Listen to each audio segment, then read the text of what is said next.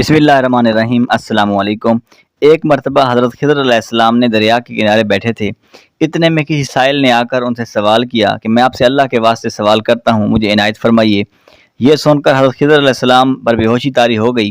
جب کچھ ہوش ہوا تو فرمانے لگے، بھائی میں تو صرف اپنی جان اور مال کا مالک ہوں۔ تم نے مجھ سے اللہ کے واسطے سوال کیا ہے، لہذا میں اپنی جان اور ذات تمہارے حوالے کرتا ہوں۔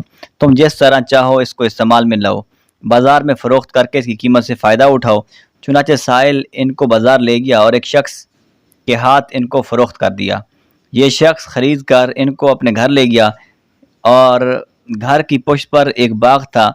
چنانچہ حضرت خضر علیہ السلام کو ایک کدال دے کر سامنے والا جو پہاڑ تھا، جو 3 مربع میل رقبے پر واقع تھا، اس سے مٹی کاٹ کاٹ کر باغ میں ڈالنے کی ذمہ داری ڈال دی، اور یہ حکم دے کر وہ سائل اپنی کسی ضرورت سے کہیں چلا گیا، اور حضرت خضر علیہ السلام اس پہاڑ سے مٹی کاٹ کاٹ کر باغ میں ڈالنے لگے۔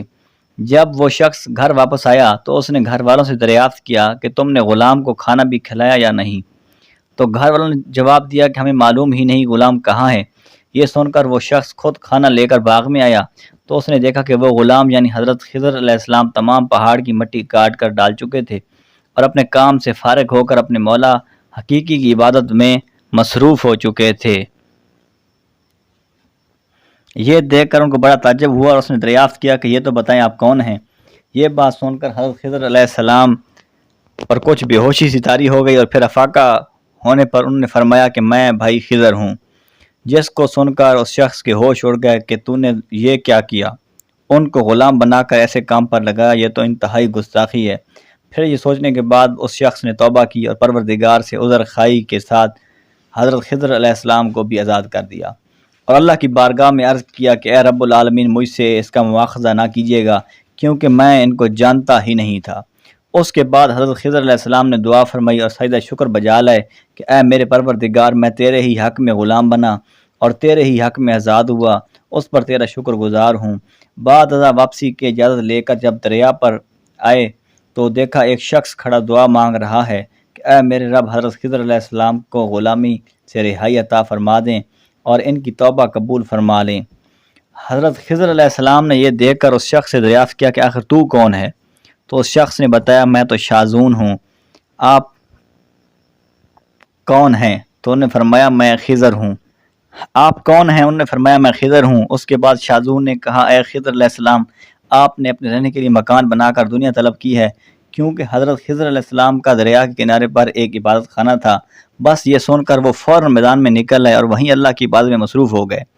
اس کے بعد حضرت خضر علیہ السلام نے اس جگہ پر ایک درخت لگایا اور اس کے سائے میں عبادت شروع کر دی۔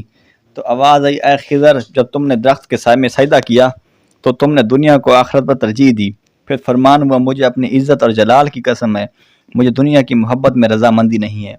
اس کے بعد حضرت خضر علیہ السلام نے شازون جو فرشتہ تھا اس سے کہا کہ اے شازون، دعا کرو کہ اللہ تعالیٰ میری توبہ قبول فرمائے۔ چنانچہ شازون نے دعا کی اور اللہ نے اس کی برکت سے حضرت خضر علیہ السلام کی توبہ کو قبول فرما لیا۔ حاصل سبق، خدا کے برگزیدہ بندے اس حالت میں رہتے ہیں جو اللہ کو منظور ہو۔ بے شک ہماری فلاح بھی اسی میں ہے کہ زندگی کے ہر موڑ پر آنے والے ہر پیچ و خم پر ہم راضی رہیں، اللہ تعالیٰ کی چاہت کو سامنے رکھ کر زندگی گزاریں۔